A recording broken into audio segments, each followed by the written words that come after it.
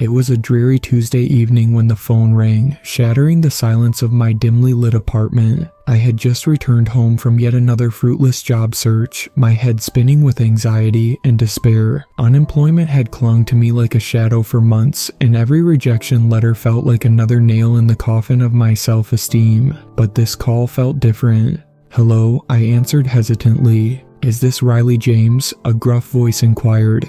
"Yes, this is Riley. Who's this?" "James Cooper from NightWatch Dispatch. You applied for the dispatcher position." "Yes, I did.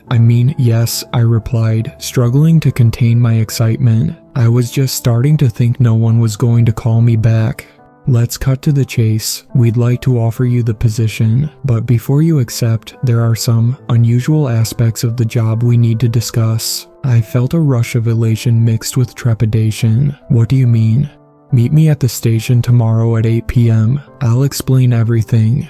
The line went dead, leaving me with a cocktail of confusion and curiosity swirling in my mind. I had always envisioned a straightforward job, taking calls, dispatching help, maybe a few quirky customers, but unusual aspects had my imagination running wild. I pushed the thought aside, focusing instead on the glimmer of hope this job represented.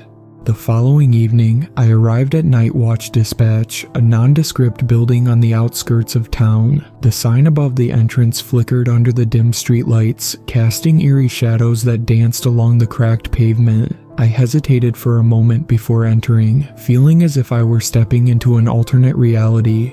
Inside, the atmosphere was thick with tension. A handful of employees sat at their stations, their eyes glued to screens displaying a cacophony of maps and blinking red dots. The sound of static crackled through the air, punctuated by muffled voices reporting incidents. It felt like the nerve center of a living organism, pulsing with the urgency of life and death. James Cooper was waiting for me in a small, cluttered office. He was a tall man with a square jaw and piercing blue eyes that seemed to scrutinize me from head to toe. His presence was commanding, yet unsettling. "Glad you could make it, Riley. Sit down." He gestured to a chair opposite his desk. "I'll get straight to the point. This job isn't like any other." I nodded, my heart racing. "What do you mean?" "You'll be responsible for dispatching help to various calls, but there are rules, strict rules that must be followed to ensure your survival and the safety of others." Survival. My voice quivered as I leaned in, intrigued yet apprehensive. James handed me a printed sheet. "Here are the rules. Read them carefully." As I scanned the sheet, a chill coursed through me. The rules were bizarre and unsettling. Each one seemed to hint at a dark undercurrent lurking just beneath the surface of the job. Rule 1. Never ignore a call. No matter how trivial it may seem, every call is important. Rule 2. Always keep the lights on. Darkness has a way of hiding things. If the lights flicker or go out, call for backup immediately. Rule 3. Trust your instincts. If something feels off about a call or a person, act on it. Your intuition is your best ally. Rule 4. Do not engage with callers who whisper. If someone whispers, they are not who they seem. Hang up immediately. Rule 5. Monitor the scanners for unusual frequencies. If you hear a frequency that doesn't belong, report it. Rule 6. Leave if you feel watched. If you sense someone or something watching you, it's time to go. I looked up from the paper, my hands trembling slightly. Is this some kind of joke? James's expression remained serious. "I know it sounds strange, but this job requires a level of vigilance you might not be accustomed to. Trust me, you'll understand soon enough." Despite my apprehension, I accepted the position. I needed the money and the opportunity felt too significant to pass up. My first shift began at 10 p.m., and as the clock ticked closer to the hour, I felt a knot tighten in my stomach. The station was eerily quiet as I took my seat at the dispatch console. The room was dimly lit, illuminated only by the glow of the monitors. I glanced around at my colleagues, who seemed engrossed in their work, but I couldn't shake the feeling of unease that settled over me like a heavy fog. At first, the night unfolded without incident. I answered a few routine calls, reports of barking dogs and lost cats. Each call made me feel more comfortable, a false sense of security wrapping around me like a warm blanket. But as midnight approached, the atmosphere shifted. Suddenly, the radio crackled to life, a sharp voice breaking the silence. "NightWatch dispatch, this is Officer Reed. We have a situation at the old Thompson estate. Reports of unusual activity, please advise." I grabbed my headset, my heart racing. "Officer Reed, what kind of activity?" "There are sounds, like whispers. No one is supposed to be there. It's been abandoned for years." I felt my throat dry up. Whispers. I recalled James's rule about whispering callers. A sense of dread enveloped me. "Stay safe, officer. We're sending backup," I replied, trying to keep my voice steady. Just as I finished the call, the phone rang. My heart skipped a beat as I answered. "NightWatch dispatch, what's your emergency?" A low whisper echoed through the receiver. "Help me, please." The hairs on the back of my neck stood on end. It was soft, chilling, and undeniably wrong. "Who is this?" I asked, my voice barely a whisper. "Help me, I'm here," the voice replied, almost inaudible, like a breath of wind. My mind raced with the implications of Rule 4. Do not engage with callers who whisper. "Sir, I'm going to hang up now. I can't assist you," I said, forcing myself to follow the rule. "No," the voice cried, suddenly sharp and urgent. "You don't understand. They're coming for you." Before I could respond, I hung up, my heart pounding in my chest. Panic clawed at my insides as I glanced around the room, half expecting someone or something to materialize from the shadows. James appeared in the doorway, his expression grave. "What happened?" I got a call," I stammered. "A whispering caller." James nodded solemnly. "Did you hang up?" "Yes, I followed the rule," I replied, trying to sound more confident than I felt. "Good, you did the right thing, but remember, if you feel watched, trust that instinct." As the night wore on, I found it hard to shake the unsettling feeling from the call. Every creak of the building seemed amplified. Every shadow stretched longer and darker. Just past 1 a.m., the lights flickered. I felt a surge of panic, remembering Rule 2. I quickly glanced around, searching for the source of the disturbance. James was focused on his screen, oblivious to the lights. I reached for the intercom to call for backup, but stopped short when the lights went out completely, plunging the room into darkness. A surge of adrenaline coursed through me as I pressed the intercom button. "James, the lights." Before I could finish, I heard a low growl echoing through the darkness, followed by a whispered voice, softer than before. "I'm here." I felt a jolt of terror as I grasped the implications of the situation. I was alone, and the whispers were not just in my head. My heart raced as I reached for my flashlight, fumbling to turn it on. The beam cut through the darkness, illuminating the office. My breath quickened as I scanned the room. James stood frozen, staring at something just beyond my line of sight, his face pale. "James," I called, my voice trembling. He didn't respond. Instead, his gaze remained fixed on the darkness behind me. I turned slowly, the flashlight beam trembling in my hands. "Don't look at it," James finally whispered, his voice strained. "Just stay still." A chill ran down my spine. Stay still. It felt impossible. Whatever was lurking in the dark seemed to be getting closer, the whispers now a chorus, wrapping around me like an inescapable shroud. Suddenly, the lights flickered back to life, revealing the room in stark clarity. I turned to James, confusion flooding my mind. "What was that? What did you see?" He shook his head, visibly shaken. "It's not supposed to happen like this. We need to get you out of here." "Out? But I just started my shift," I protested, fear clashing with my desire to prove myself. "Trust me, you need to go now." Before I could respond, the radio crackled back to life, a voice cutting through the tension. "NightWatch dispatch, this is Officer Reed. We have a situation at the Thompson estate. Someone is inside." I grabbed the headset, my heart racing anew. "What do you mean someone is inside?"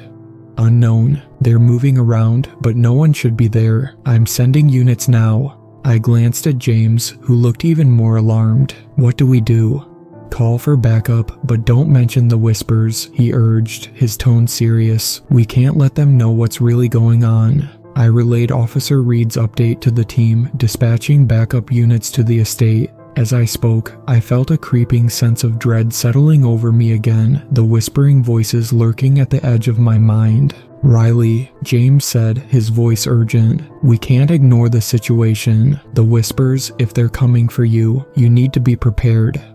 "Prepared for what?" I asked, panic rising in my throat. He paused, contemplating his words. "For the unexpected, for the darkness."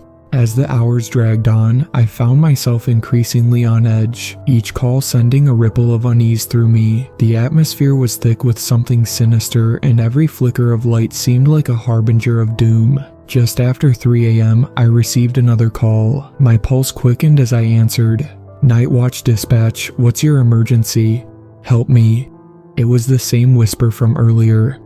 "Who is this?" I demanded, my voice firm. "Please, I'm lost. In the dark."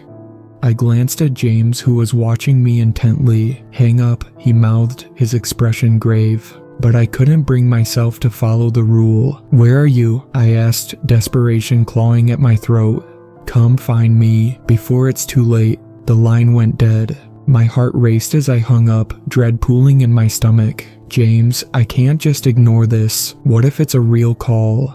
"Riley," he snapped, his voice cutting through my panic. "You don't understand. It's a trap. They're toying with you." But something deep within me stirred, an insatiable curiosity that urged me to delve deeper into the mystery of the whispers. Determined to uncover the truth, I decided to investigate the Thompson estate myself. I couldn't shake the feeling that there was something vital hidden within the shadows, something that connected the strange rules, the whispers, and the eerie atmosphere that surrounded NightWatch dispatch. I grabbed my jacket and flashlight, determined to leave the station. "I'm going to check it out," I declared. James grabbed my arm, panic etched on his face. "You can't go alone, it's dangerous." "I have to," I insisted. "I need to know what's happening."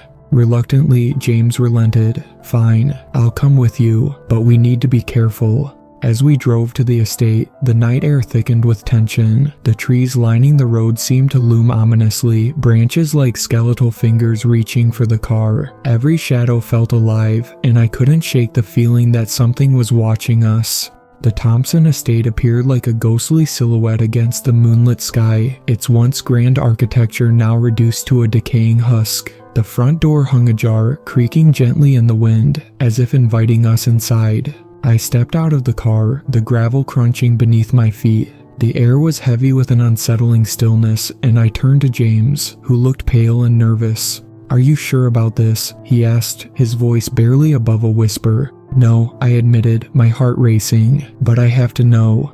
We approached the door, the hinges groaning as I pushed it open. The darkness inside seemed to swallow us whole, an abyss of silence wrapping around us like a suffocating shroud. I flicked on my flashlight, the beam cutting through the thick darkness. Dust motes danced in the air, and the faint scent of mildew filled my nostrils. We stepped inside, the floorboards creaking beneath our weight. "Stay close," I whispered, my voice trembling slightly. As we moved through the decaying rooms, I couldn't shake the feeling that we were being watched. Shadows flickered at the corners of my vision, and the whispers began to echo in my mind once more. "Riley," James murmured, breaking the silence. "Do you hear that?" I strained to listen, and my heart sank as I recognized the faint whispers, growing louder, more insistent.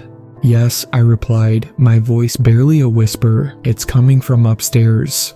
We exchanged a nervous glance, fear creeping in. "We should get out of here," James urged, his voice shaking. But something pulled me forward, a compulsion I couldn't explain. "We have to see what it is," I insisted, already moving toward the staircase that spiraled into darkness.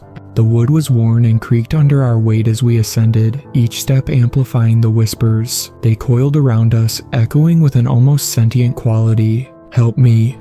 The voice was clearer now, more urgent, and I felt a chill race down my spine. We reached the top of the stairs, the hallway stretching out before us like a dark tunnel. Doors lined either side, some ajar, others closed tight.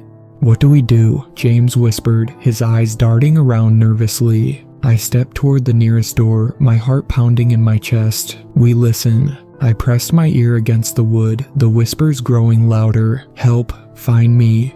"Someone's in there," I said, pulling the door open with a creak that echoed ominously through the corridor. The room was dimly lit by the moonlight filtering through the dust-covered window. My heart raced as I swept my flashlight across the space, revealing an unsettling scene. The walls were adorned with faded photographs, faces twisted in anguish, eyes hollow as if they had been trapped in time. In the center of the room stood a figure, a woman, her face obscured by shadows. "Help me," she murmured, her voice fragile yet filled with desperation. I stepped closer, my instincts screaming at me to turn back. "Who are you?" I asked, my voice wavering. "Please, you have to help me," she pleaded, her eyes shimmering with unshed tears. "Help you? How?" I asked, torn between compassion and fear. "They're coming for you. You have to leave, before it's too late." James grabbed my arm, his grip tight. "We need to go, Riley. This isn't right." But the woman's gaze pierced through the darkness, and I found myself drawn to her. "What do you mean? Who is coming for me?" "They thrive on fear. The darkness is alive, and it's feeding on your curiosity. You must escape before it consumes you." Suddenly, the whispers intensified, filling the air like a storm. I felt a surge of panic as shadows danced along the walls, coalescing into shapes that seemed to writhe and twist in the corners of my vision. "Riley," James shouted, yanking me back. "We need to go, now." I stumbled back, the connection with the woman breaking as the room felt like it was closing in on us. I turned, my heart racing, and we bolted for the door. As we raced down the hallway, the whispers became a cacophony, swirling around us, threatening to drown us in their suffocating presence. I could feel the shadows clawing at my heels, urging me to slow down, to succumb to their darkness. "Run," James yelled, his voice echoing through the chaos. We reached the staircase, and as we descended, I felt the temperature drop, a chill seeping into my bones. I glanced back over my shoulder, dread pooling in my stomach. The shadows swirled at the top of the stairs, creeping closer, hungry for our fear. We burst through the front door, the cool night air hitting us like a wave of relief. But as we ran toward the car, I felt an overwhelming sense of dread wash over me. "Drive," I shouted as we reached the vehicle, James fumbling for the keys in his trembling hands. He started the engine and we sped away from the estate, the whispers fading into the distance. But as the adrenaline wore off, the reality of what had just happened began to sink in. "What the hell was that?" I panted, glancing at James. "I don't know," he replied, his knuckles white on the steering wheel. "But we can't go back." I nodded, my heart still racing, but deep down, a part of me felt drawn to return. The woman's plea echoed in my mind, a haunting reminder that there was more to discover. As we returned to the station, I couldn't shake the feeling that our encounter at the estate was just the beginning. The darkness was still there, lurking beneath the surface, waiting for the right moment to strike. Back at NightWatch Dispatch, the atmosphere felt different, charged with an energy I couldn't quite place. I returned to my console, my heart racing as I prepared for the next call. James settled back into his seat, visibly shaken. "You did good out there, but we can't let this get to us." "I know," I replied, but doubt gnawed at my insides. "But I can't help but feel there's something more." As the night dragged on, the radio crackled to life again. "NightWatch Dispatch, we have another situation. It's about the Thompson estate." The voice on the line sent chills down my spine. I hesitated, the weight of the night's events crashing down on me. "What's going on?" I asked, trying to keep my voice steady. "We're receiving reports of lights flickering and strange noises. It's like something is trying to get in." I exchanged a worried glance with James. "What do we do?" I asked, my voice trembling. "We can't ignore this," James said firmly. "It's our duty to investigate." I nodded, knowing he was right. As I prepared to take notes, I felt the hairs on my neck stand on end. The whispers returned, creeping into my mind like an insidious fog. "Riley," James said softly, "you need to be careful." "I will," I promised, but doubt clung to me like a shroud. As the hours ticked by, the night deepened into an unsettling silence. My heart raced with each passing minute, the anticipation hanging in the air like a charged storm. "NightWatch Dispatch," I answered the next call, my heart pounding. "Help me, please," the voice whispered again, sending chills down my spine. "Who is this?" I demanded, feeling my resolve weaken. Help me before they find you. I hesitated, glancing at James, who looked grim. It's happening again, I said, my voice barely above a whisper. Hang up, he urged, his eyes wide with concern. But I couldn't bring myself to do it. I need to know what's happening. Tell me where you are, I pressed, my pulse racing. Follow the whispers, they will lead you to me. The line went dead, leaving me in a haze of confusion and fear. I glanced at James, whose face was pale. What do we do? He asked, fear evident in his eyes. I think we need to go back, I replied, determination flooding my veins. James shook his head. We can't, it's too dangerous. Maybe it's the only way to understand what's going on, I insisted.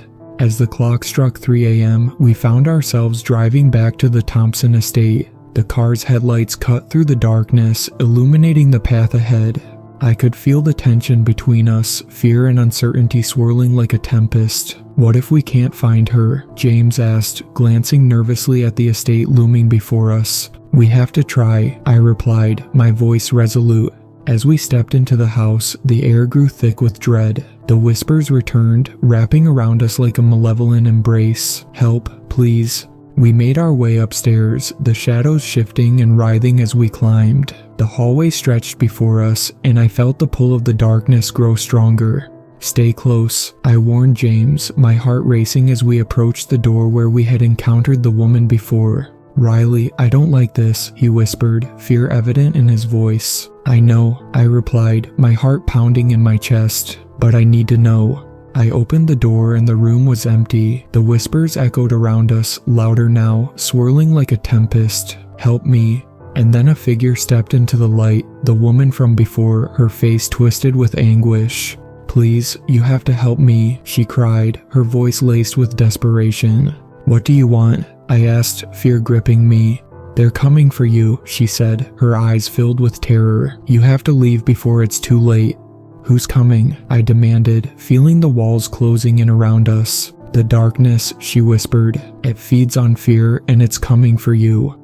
I felt a surge of panic. What do I do? Face it, confront it, only then can you escape. James, we have to face it, I said, my voice trembling. He shook his head, tears in his eyes. No, Riley, I can't lose you. Trust me, I pleaded, stepping forward. We can't run from this. As I faced the woman, shadows coalesced around us, their presence suffocating. You can't escape it, she whispered, her voice fading into the darkness. Suddenly, the whispers turned into a deafening roar, and I felt myself being pulled into the abyss. Riley, James shouted, reaching for me. But I stood my ground, facing the swirling shadows. I'm not afraid, I shouted, my voice rising above the chaos. The shadows recoiled, the whispers turning into agonized screams. I could feel their energy, an insatiable hunger for fear, but I held my ground, focusing on the woman's gaze. You're not alone, I cried. We're in this together. As I embraced the woman's presence, a surge of strength coursed through me. The shadows hesitated, their power wavering as I stood tall. Leave us alone, I shouted, my voice steady and strong. The darkness shrieked in response, a cacophony of rage and anguish. I felt the shadows retreating, their grip loosening as I stood firm. Suddenly, a blinding light enveloped us, illuminating the room and pushing back the darkness. The woman smiled, her expression filled with gratitude. You did it, you faced it. As the light consumed the darkness, I felt a weight lift from my shoulders. The whispers faded into silence, leaving only the sound of my heart pounding in my chest. James stood beside me, his eyes wide with disbelief. Did we do it? I nodded, tears streaming down my cheeks. I think we did. The woman's form shimmered, slowly fading into the light. Thank you, she whispered, her voice fading. You freed us. As dawn broke over the horizon, the first rays of sunlight spilled into the room, illuminating the remnants of the darkness. The oppressive atmosphere lifted, leaving only a sense of peace in its wake. We stepped out of the Thompson estate, the weight of the night's events lingering in the air. The darkness had been banished, but the experience had changed me irrevocably. Riley, James said softly, I'm proud of you. Thank you, I replied, my voice steady. I couldn't have done it without you. As we drove back to the station, I felt a sense of closure wash over me. The rules had been strange and unsettling, but they had guided me through the darkness. I understood now that fear could be a powerful weapon, but it could also be conquered. In the weeks that followed, the Thompson estate remained quiet. NightWatch Dispatch continued its operations, but I was forever changed. The shadows that had once haunted me were now mere whispers in the back of my mind, reminders of a battle fought and won. James and I became a formidable team, each call strengthening our bond. I had learned to trust my instincts and to face the darkness head on, and though the whispers would always linger in the corners of my mind, I knew that I was no longer afraid. The darkness had been confronted, and I emerged stronger, ready to face whatever challenges lay ahead.